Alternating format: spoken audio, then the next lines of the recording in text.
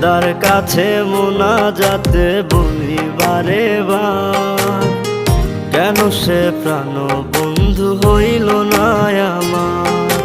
খোদার কাছে মোনাজাতে বলি বারে বার, কেন সে প্রাণ বন্ধু হইল না আমার।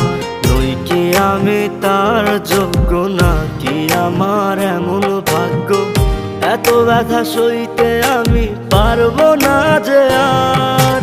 খোদার কাছে মোনাজাতে বলি বারে বার, কেন সে প্রাণ বন্ধু হইল না আমার।